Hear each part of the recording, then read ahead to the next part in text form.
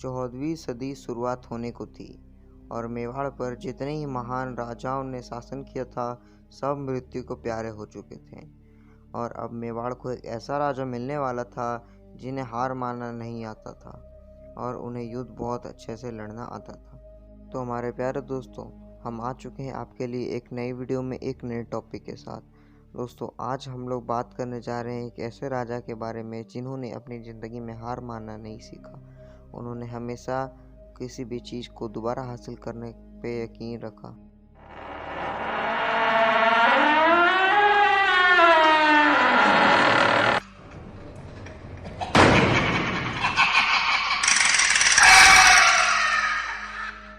राणा हमीर सिंह, जो कि मेवाड़ पर राज करते थे, जो कि आज राजस्थान में स्थापित है।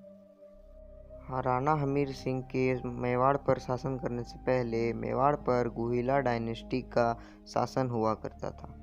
इसके अलावा राणा हमीर सिंह भी गुहिला डायनेस्टी से ही बिलोंग करते थे। गुहिला डायनेस्टी को हार का सामना करवा कर तुगलक सल्तनत ने दिल्ली सल्तनत पर अपना शासन करना चालू कर दिया।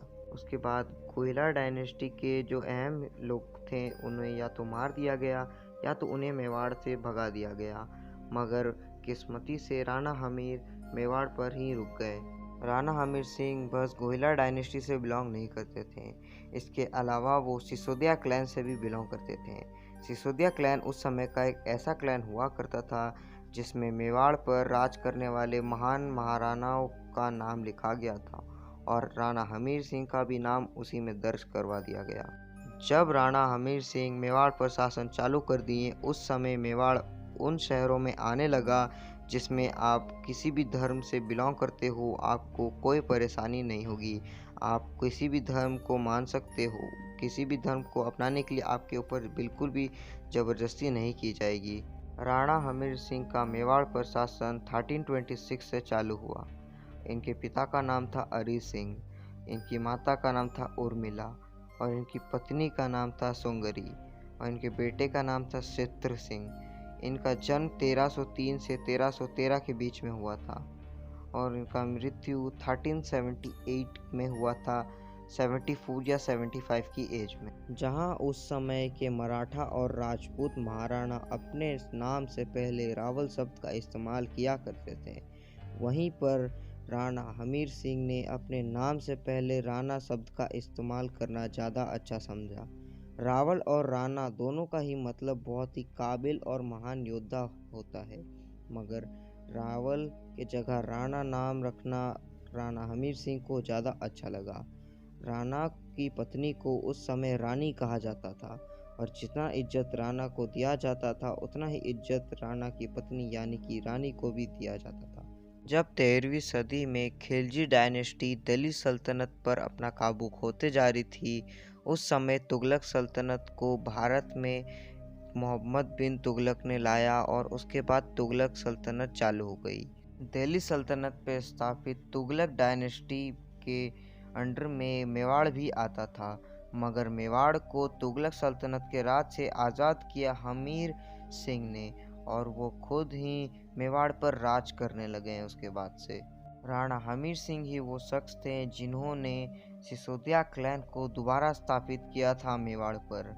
जब 12वीं और 13वीं सदी के बीच में लक्ष्मण सिंह अपने एक साथी रावल रतन सिंह का साथ दे रहे थे अलाउद्दीन खिलजी के खिलाफ एक युद्ध में, उस युद्ध में लक्ष्मण सिंह अपने 7 बच्चों के साथ मारे गए। लक्ष्मण सिंह के 7 बच्चों में से अरी भी आते थे, जो कि हमीर सिंह के पिता थे। समय जब राजपूत और मराठा युद्ध में मारे जाते थे, तब उनकी पत्नियां आत्महत्या कर लेती थी आग में कूदकर, जो कि जौहर कहा जाता था।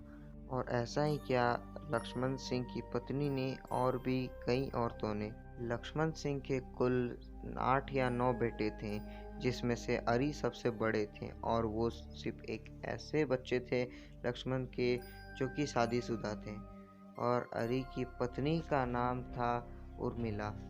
लक्ष्मण सिंह सिसोदिया के पास ही के शहर नथवाड़ा से आए थे, जबकि उनकी बीवी उर्मिला एक बहुत ही गरीब राजपूत घराने से थी।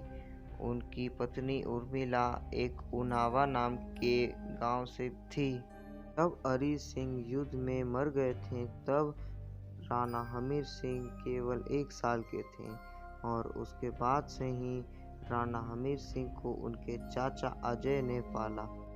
अजय लक्ष्मण सिंह के बेटे थे और वो भी उस युद्ध में थे जो कि रावल रतन सिंह लड़ रहे थे खिलजी सल्तनत के खिलाफ। खिलजी सल्तनत के खिलाफ युद्ध के बाद ही मेवाड़ के एक पासी के शहर जालोर के राजा मालदेव ने अपनी बेटी सोंगरी का विवाह राणा हमीर सिंह के साथ तय कर दिया।